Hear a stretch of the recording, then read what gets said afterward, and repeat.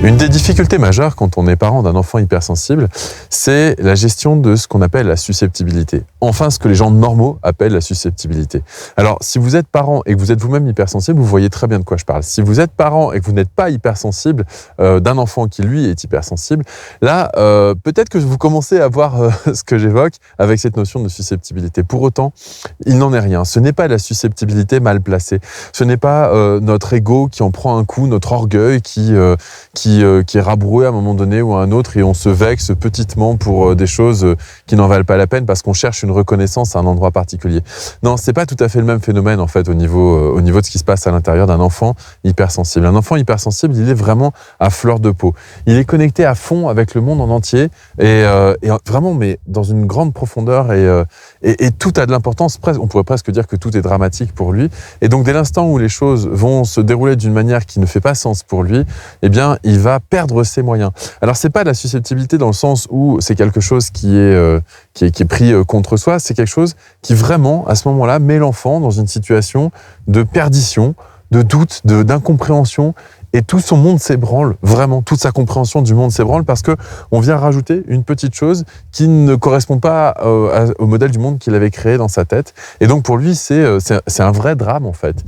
C'est-à-dire que c'est vraiment quelque chose qui est problématique, qui le déstabilise profondément. Et c'est pas la susceptibilité, c'est de la détresse en fait qui est adressée aux parents, de l'incompréhension, une sensation d'écart entre un monde qui paraît cruel et une vérité intérieure qui est pleine d'amour et on comprend pas parfois. Et les personnes hypersensibles ont cette particularité justement d'être hypersensibles, c'est-à-dire qu'elles sont à fleur de peau et que toutes les émotions sont vécues fois 10 ou fois 100. Tout est amplifié en fait, toute la perception du monde est amplifiée. Et donc imaginez un petit peu que toute cette amplification-là, eh bien c'est un petit peu comme si vous n'êtes pas hypersensible, c'est un petit peu comme si vous surstimuliez vos sens en permanence. Au bout d'un moment, vous êtes fatigué, vous en pouvez plus. Ben ça, c'est ce qui arrive au bout de 5 ou 10 minutes d'une surstimulation par un enfant hypersensible. Et donc, à la fois son renfermement sur lui-même, à la fois ses colères, à la fois sa tristesse, à la fois sa joie. Bref, même si la joie, c'est plus facile à apprécier que les autres, encore que ça peut paraître de l'hyperactivité et de l'hyperexcitation. Toutes ces émotions sont vécues de manière tellement intense que ça peut être fatigant pour un parent d'avoir un enfant hypersensible quand il ne l'est pas lui-même, j'en conviens. Et quand il est hypersensible lui aussi, c'est-à-dire si c'est votre cas, que vous êtes hypersensible et que votre enfant est hypersensible, eh bien souvent, ça met le parent dans une situation de désarroi quelque part. Pourquoi ? Eh bien parce que on sait à quel point c'est dur d'être dans ce monde et d'être hypersensible et on aurait aimé épargner notre enfant des difficultés que nous-mêmes on a connues. On aurait aimé pouvoir lui apporter, qui connaissent pas les mêmes contraintes, qui connaissent pas les mêmes rejets, qui connaissent pas le même décalage, cette sensation d'être à fleur de peau et de capter l'ensemble du monde et tout ce qui dysfonctionne aussi, qui nous peine en profondeur, qui nous fait mal à notre humanité, on pourrait dire aussi quelque part. Eh bien tout ça, on aurait aimé pouvoir lui épargner et en même temps, j'avoue, il y a aussi cette petite satisfaction de se dire que au moins notre enfant nous comprendra et on sera pas seul au monde. Alors, le revers de la médaille, quand on a cet aspect-là, eh bien, c'est de considérer l'enfant comme étant une des seules personnes au monde digne d'amour, en tout cas d'amour véritable, d'amour ouvert, d'amour authentique. Et c'est conférer à l'enfant un rôle qui n'est pas le sien. Parce que le rôle de l'enfant, c'est de devenir autonome dans le monde. Ce n'est pas de servir le dessein du parent, d'avoir enfin trouvé un partenaire avec un amour à cœur ouvert qui fonctionne de manière, non agressive quelque part. Encore que ça peut le devenir, plus le temps passe, plus ça peut le devenir au moment de l'adolescence notamment, entre autres. Mais voilà, c'est pas le rôle de l'enfant de conforter le parent hypersensible dans cet amour ouvert, dans ces relations à cœur ouvert. L'objectif d'un enfant, c'est de devenir autonome, c'est de survivre aux parents en toute logique et voire de faire des enfants lui-même. Donc forcément, si en tant que parent hypersensible d'un enfant hypersensible, vous vous servez de ce rapport-là pour avoir une super connexion et ne pas vous connecter au reste du monde, ça devient problématique parce que ça devient exclusif et là on pourrait éventuellement rejoindre Freud avec son Oedipe. C'était pas complètement déconnant ce qu'il avait sorti à l'époque. Donc voilà, on peut se poser la question à ce moment-là de l'amour du parent hypersensible vis-à-vis de l'enfant hypersensible. En tout cas, ça peut être un vrai calvaire, même pour les parents hypersensibles, quand ils ont un enfant hypersensible, Pourquoi? Eh bien parce que vu que les émotions sont de l'autre aussi sont perçues très très fort, eh bien ça fait que lorsque l'enfant vit quelque chose avec une forte amplitude, eh bien le parent va vivre la même chose avec forte amplitude. Donc ça veut dire qu'en gros les deux sont déstabilisés, donc il y a personne qui tient la route et l'enfant ne sait pas sur quoi s'appuyer. Donc c'est dramatique pour l'enfant. Et puis pour le parent, c'est pas forcément évident non plus parce que il voit son enfant hypersensible, il a pas envie de le contrarier, il a envie de le choyer, de prendre soin de lui, comme on n'a pas pris soin de lui dans l'enfance. Oui, certes. N'empêche que un monde sans limite pour un enfant, c'est hyper insécurisant. Un monde où il y a trop d'écoute, trop d'empathie et trop de compréhension, c'est hyper insécurisant. Parfois, il a besoin d'une règle pure et dure, comme ça l'apaise. Et dans cet environnement-là, il sait où est-ce qu'il peut évoluer. Et il lui faut un environnement à la hauteur de son autonomie quelque part. Qu'il ait accès à un environnement qui soit à la hauteur de son autonomie. Par exemple, vous n'allez pas confier une voiture à un enfant. Ça ne marche pas. Il faut attendre qu'il ait un certain âge et qu'il ait éventuellement passé certains diplômes. Et c'est normal, en fait, quelque part, d'offrir un espace de liberté à une personne qui montre qu'elle est capable d'assumer cette part de liberté. Et quand on a été hypersensible dans son enfance et qu'on est à notre tour parent, eh bien, on n'a tellement pas eu d'écoute de la part de nos parents qu'on a envie d'apporter de l'écoute à notre enfant, mais peut-être trop, et peut-être aller trop loin, et peut-être qu'au bout d'un moment, on ne cadre pas suffisamment les choses et ça insécurise l'enfant. En tout cas, je ne sais pas si ça vous est arrivé. Moi, ça m'est déjà arrivé, donc mettez-le dans les commentaires. C'est un symptôme qui peut se produire, en effet. Alors après, la susceptibilité, qui en fait n'en est pas, on l'a bien vu, c'est pas être susceptible, c'est être sensible. Eh bien, il y a un autre aspect qui peut poser énormément de problèmes quand on a un enfant hypersensible, c'est la réaction et la notion de culpabilité. La réaction à la culpabilité et la notion de culpabilité sont vraiment des choses très délicates à vivre quand on a un enfant hypersensible, parce qu'il va de lui-même culpabiliser énormément du moindre dérangement qu'il va faire. Et il va aussi être tellement en colère que parfois on va culpabiliser nous de l'avoir mis en colère. Et il y a un rapport à l'émotionnel qui est terrible parce que en fait, dès l'instant où il y a une émotion qui est déclenchée, on va déterminer que c'est la personne qui a déclenché l'émotion qui en est le coupable. Et donc on va rentrer dans du triangle de Karpman en permanence puisque qui dit coupable dit bourreau, qui dit bourreau dit victime dit sauveur, et donc dit triangle de Karpman. Donc quand on est dans une relation avec un enfant hypersensible, eh bien il y a cette difficulté de la réaction à la notion de culpabilité. Alors derrière la culpabilité, je crois que ce qui est intéressant à comprendre, c'est que la personne cherche à bien faire et à faire le bien. Et elle ne peut pas se voir comme la personne qui fait le mal, ou qui est agressive, ou qui est la fautive. Donc dès l'instant où il y a quelque chose qui a été commis, une faute qui a été commise quelque part par l'enfant, et dont il est nécessaire de tirer les enseignements, parce que ça fait partie du processus éducatif que de faire des erreurs, bien évidemment. Et on ne peut pas ne pas lui montrer, simplement on est en difficulté, parce que dès l'instant où on lui dit quelque chose, on a peur de sa surréaction. Alors, je pense que là, le tips que je vais vous donner, le truc que je vais vous donner est vraiment super important. C'est malheureusement, si vous voulez aller rapidement, ça se fera avec un drame derrière. Quand on est dans ce genre de situation, on n'a pas le choix avec un enfant hypersensible que de prendre le temps de regarder les choses avec lui. Et le mieux, c'est de lui poser des questions pour l'aider à prendre du recul par rapport à certains aspects qu'il n'avait pas forcément anticipés, certaines conséquences qu'il n'avait pas forcément comprises. Et donc, l'idée, c'est de l'accompagner à dépasser sa colère. Déjà, on peut aussi manifester du fait qu'on constate qu'il cherche à nous culpabiliser, et on se demande pourquoi, alors qu'on l'aime, ou alors que lui-même se culpabilise et lui dire ok, je vois que tu te culpabilises, je vois que tu te sens coupable de telle ou telle chose. Écoute, ce que je te propose, c'est qu'on regarde ça ensemble. Alors, et lui poser la question, alors de quoi est-ce que tu te sens coupable? Qu'est-ce qui t'a posé problème? Qu'est-ce qui t'a déçu vis-à-vis de toi-même? Qu'est-ce que tu aurais aimé faire dans l'idéal? Ah d'accord. Et qu'est-ce qui a fait qu'on s'est éloigné de cet idéal dans tes réactions? Est-ce que c'est parce qu'il y a eu une émotion? Est-ce qu'il y avait de la fatigue? Etc., etc.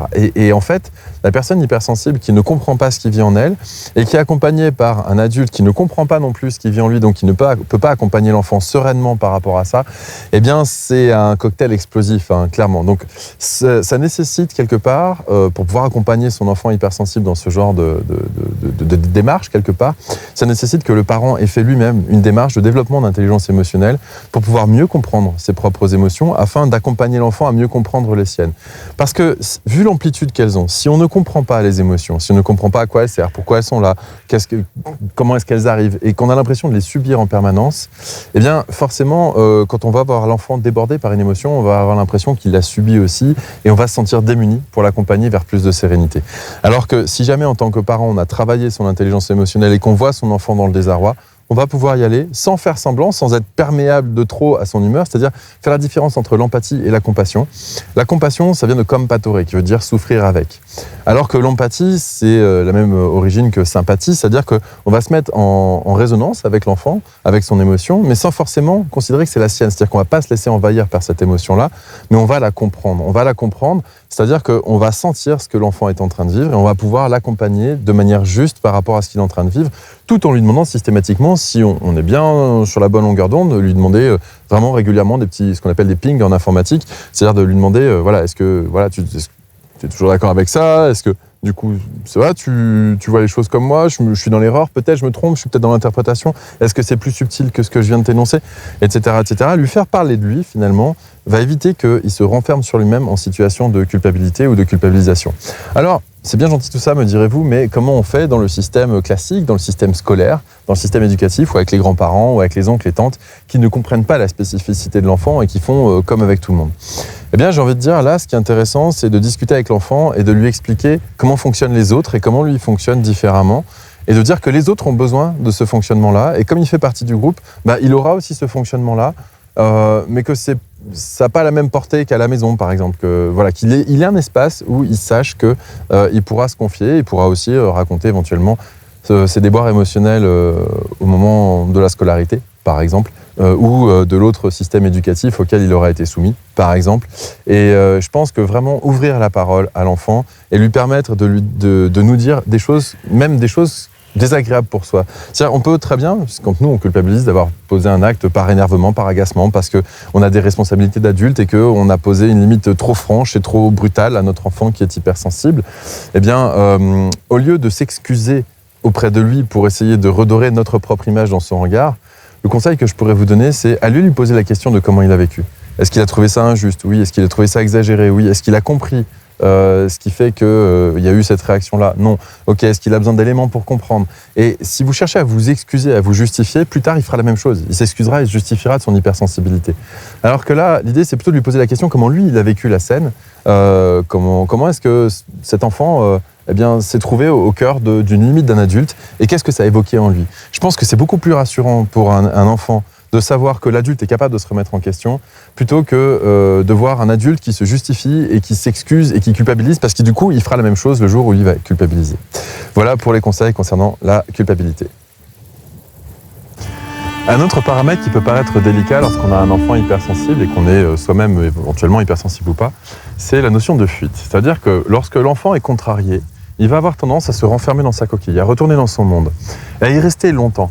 Et là, il y a un espèce de chantage affectif qui se met en place, inconscient bien évidemment, où le parent s'en veut d'avoir contrarié son enfant, de l'avoir fait souffrir, et cherche à réparer les choses, là où l'enfant, lui, il a besoin d'être dans sa coquille pour se protéger du monde extérieur qu'il a trouvé trop dur avec lui sur cet instant-là.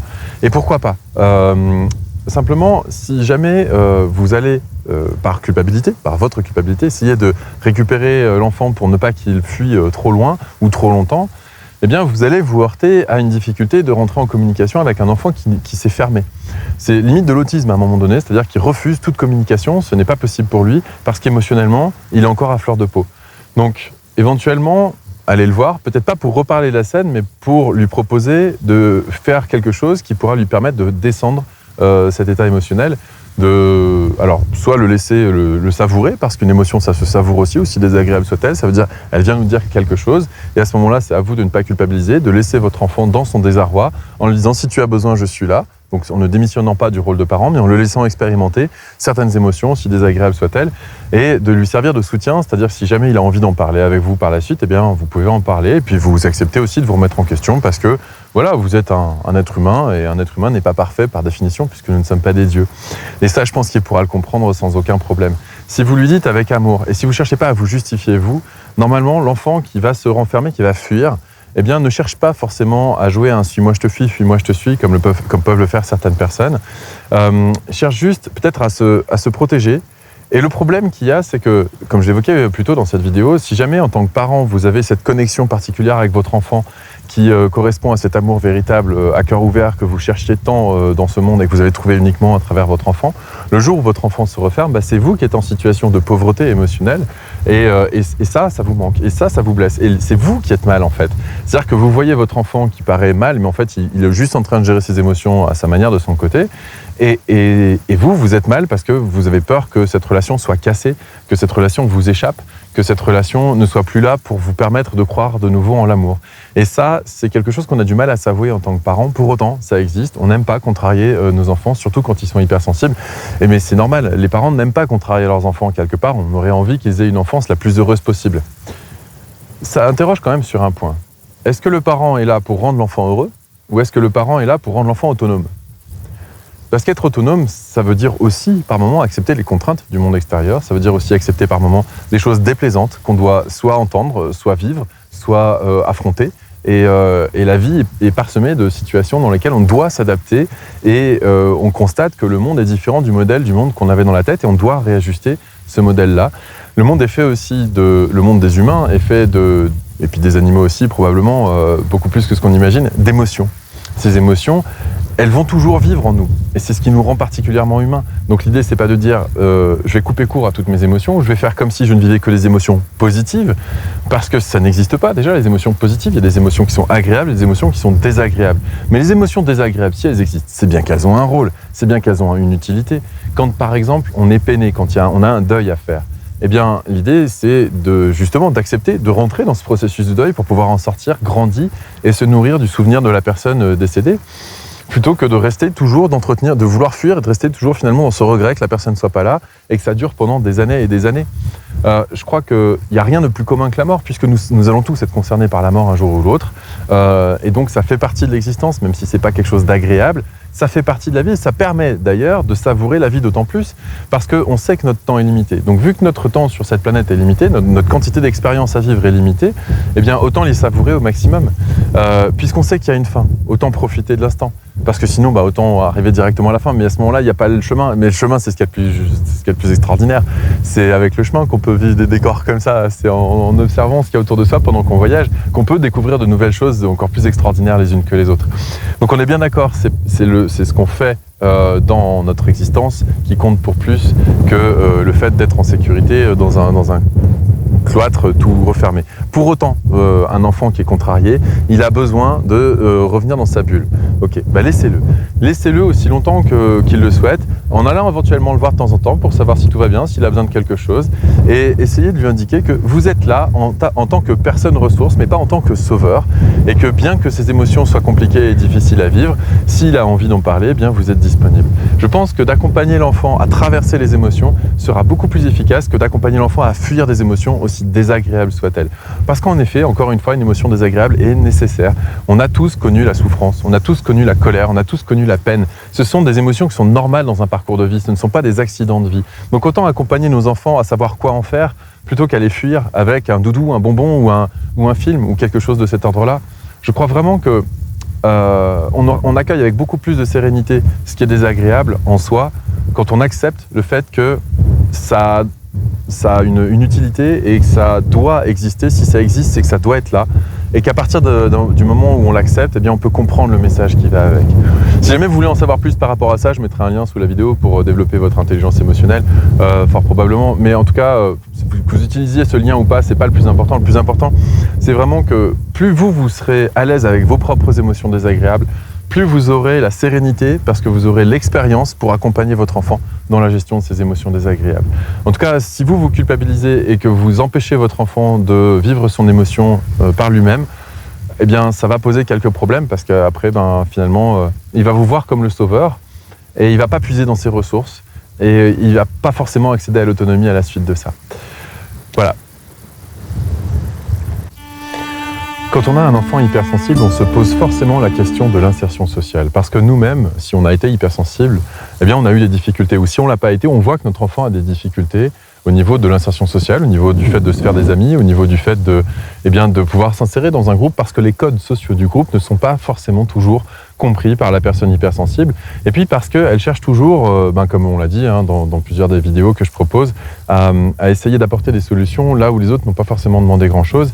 Et puis vu que c'est une personne qui n'aime pas le rapport de force, qui n'aime pas le conflit, eh bien souvent, à l'âge de l'adolescence ou de la préadolescence, elle se fait railler par les autres parce que les enfants sont assez cruels entre eux puisqu'ils vont tester leur force dans la confrontation à l'autre.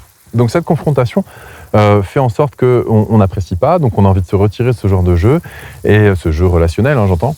Et donc du coup, ça peut poser un problème d'insertion sociale parce que, eh bien, dans le travail, plus tard, on a besoin de savoir gérer des rapports de force avec des collègues qui ne sont pas forcément bien intentionnés, avec des chefs qui sont dans un abus de pouvoir, avec un rapport à l'argent et un rapport à la reconnaissance qui n'est pas forcément là, ou ce genre de choses. Bref, on peut certes créer un environnement familial adéquat pour permettre à nos enfants de grandir avec leur hypersensibilité, mais ça va poser un problème puisque une fois qu'ils seront dans le monde, si on ne les a pas suffisamment préparés, qu'on les a trop protégés au sein du foyer familial, eh bien, ils vont avoir des grosses difficultés d'insertion sociale, ils vont avoir des grosses difficultés pour se faire des amis, des grosses difficultés pour trouver du travail. Après, ça ne veut pas dire que leur avenir est vide et qu'il n'y a pas de possibilité. Il y en a plein, il y en a qui sont extraordinaires, et notamment le fait d'être entrepreneur, mais ça veut dire quelque part avoir envie de contribuer à un monde meilleur et pas constater que le monde est tout pourri et vouloir s'en extraire dans son bunker émotionnel comme on l'a déjà vu. Et donc cette décision de devenir proactif, c'est aussi quelque chose qui s'entraîne dans l'enfance, qui s'entretient, qui s'apprend, et accompagner son enfant à être actif, à être proactif, à être créateur, c'est quelque chose qui à mon avis est fondamental pour pouvoir lui permettre plus tard une insertion sociale. Et puis, peut-être aussi le préparer, même si vous n'avez pas envie de ça, parce que le problème, il vient aussi de cette relation fusionnelle entre parents et enfants hypersensibles, et c'est un vrai problème, parce que si jamais vous n'êtes pas dans une relation fusionnelle, mais que vous voulez accompagner votre enfant à l'autonomie, vous allez quelque part lui expliquer que le foyer dans lequel il se trouve à l'heure actuelle, il ne sera pas définitif. En tout cas, tout dépend de l'âge de l'enfant, mais il ne sera pas définitif, et qu'à un moment donné, l'objectif, c'est qu'il devienne autonome. Donc, qu'il puisse créer son propre foyer, son propre système, avec son propre écosystème social, avec ses amis, avec des gens qui l'entourent, avec des collègues, avec des activités diverses et variées pour pouvoir équilibrer ses besoins corporels, ses besoins relationnels, ses besoins psychologiques, etc., etc. Et donc, d'expliquer à l'enfant que là, pour l'instant, on le prépare dans un environnement sécurisé, et qu'il y aura de toute façon des immersions à faire dans des milieux moins sécurisés pour apprendre petit à petit. Alors, bien sûr, petit à petit, étape par étape, créer un milieu sécurisant dans le foyer familial, à mon avis, c'est déjà énorme comme travail à faire. Et ensuite, l'accompagner petit à petit à aller vivre des expériences sans la protection des parents, sans l'ingérence qu'on peut faire par maladresse aussi, ou alors par recherche de fusion. Et je crois que finalement, si les enfants hypersensibles ont du mal à trouver leur place dans le monde, c'est bien plus souvent en raison du fait que le parent a du mal à laisser partir cet amour à cœur ouvert, si agréable, il faut dire ce qui est, qu'on a avec l'enfant. Eh bien ça, on a du mal à en faire le deuil, et on va se sentir seul après. Et quelque part, inconsciemment, et je dis bien inconsciemment, il y a une forme de culpabilisation où l'enfant va culpabiliser tout seul parce qu'il va se rendre compte que s'il n'est plus là, vous allez être malheureux ou malheureuse. Donc, il ne va pas oser partir alors qu'il en aurait vraiment envie, mais il n'osera pas vous le dire parce qu'il ne veut pas vous blesser, etc., etc., etc. Donc vraiment, je pense que la notion d'insertion sociale, c'est fondamental parce qu'on vit dans un monde en interaction avec les autres, on est en interdépendance, on a tous besoin les uns des autres, et même si on cherche à se retirer du monde, à un moment donné, on va avoir besoin les uns des autres pour nous faciliter la vie, par exemple, à moins de vivre comme les Amish, mais sinon on va avoir besoin d'un moteur à essence, on va avoir besoin d'électricité, on va avoir besoin de ceci, on va avoir besoin de cela. Alors même si on construit des maisons passives et qu'on essaie de sortir toute l'ingéniosité du monde possible et inimaginable, à un moment donné ou à un autre, on va avoir besoin des autres pour produire les matériaux, pour produire les ressources, les énergies, etc., etc. La nourriture aussi, éventuellement, pourquoi pas, même si ça, on peut le produire par soi-même, éventuellement. Mais à un moment donné, à moins de re-rentrer dans une ère dénuée de toute facilité, on va dire, technologique, donc comme les Amish le proposent, à moins de rentrer dans cette vision-là, bien, on va forcément être en interdépendance avec les autres. Et moi, j'ai envie de dire que c'est plutôt intéressant parce que ça nous oblige à dialoguer avec des personnes qui sont différentes de nous, et donc on va pouvoir s'enrichir grâce à cette différence plutôt que d'être reclus dans son coin et finalement de tourner dans ses propres modes de pensée, sa propre façon de faire. Je crois que l'ouverture aux autres, aussi dérangeante soit-elle, est gage de sagesse au final, parce qu'on peut s'enrichir de la différence. On peut constater la différence, constater qu'elle nous dérange aussi, pourquoi pas, et puis finir par s'enrichir. Et donc essayer d'accompagner l'enfant à travailler sur ses observations de ces différences, ses incompréhensions, et éventuellement lui permettre d'avoir un espace dans lequel il peut évacuer tout ça, pour lui permettre par ailleurs de développer des relations sociales, on va dire, plus sereines, plus apaisées, et finalement lui garantir qu'au moins, même si c'est pas sa tasse de thé, quand il sera dans le monde des adultes et qu'il aura besoin d'une adaptation sociale, il saura faire. Même si c'est au prix d'un énorme effort, il pourra le faire. Il pourra éventuellement singer les mimiques s'il est Asperger, par exemple. Il pourra éventuellement faire un travail colossal d'analyse de ce qu'il doit dire, ce qu'il doit faire, comment il doit machin. Donc ça peut être très fatigant pour votre enfant plus tard, certes. Mais en tout cas, le faire avec parcimonie pour ne pas être complètement isolé et ensuite aller se reposer chez lui, pourquoi pas. Mais vous voyez qu'on trouve toujours un moyen de s'arranger avec sa spécificité pour surtout penser aux besoins d'insertion sociale. C'est un vrai besoin. On vit en interdépendance, on vit les uns avec les autres. Et dans les moments difficiles, c'est agréable d'avoir quelqu'un quand même. Je crois qu'on ne peut pas dire le contraire. D'avoir quelqu'un qui nous soutienne, quelqu'un qui nous comprend, quelqu'un qui nous aide à voir les choses autrement, à changer de point de vue. Comme je le dis souvent, je crois que c'est quasiment impossible de changer de point de vue depuis son propre point de vue. Il nous faut le point de vue de quelqu'un d'autre. Il faut qu'on interagisse. Il faut qu'on puisse lire des livres, qu'on puisse écouter des vidéos, qu'on puisse discuter avec des gens. Quel que soit le média par lequel ça passe, un point de vue extérieur va nous permettre de faire grandir notre propre point de vue. Et c'est nécessaire pour tout individu parce qu'à un moment donné, quel que soit le cerveau que cette personne a, elle va être confrontée à ses limites de pensée, à ses biais cognitifs, à ses limites émotionnelles. Et pour pouvoir repousser ces limites et apprendre à fonctionner autrement, et on a forcément besoin des autres. Et on est des êtres sociaux et on a besoin d'échanger avec l'autre pour pouvoir grandir. Donc apprendre à son enfant que c'est un besoin, que c'est nécessaire, que lorsque ça bouscule, eh bien, on peut le travailler éventuellement sur le sens des émotions qu'il ressent pour ensuite l'accompagner petit à petit, pas à pas, à sortir du nid, du cocon protecteur qu'on lui a fabriqué, parce qu'un enfant hypersensible trop protégé est incapable d'aller dans le monde. De la même manière qu'un enfant hypersensible trop bousculé va être incapable d'aller dans le monde plus tard. Et donc, c'est pas évident en tant que parent de trouver le juste curseur entre les deux. Et rien que pour ça, je vous souhaite bon courage.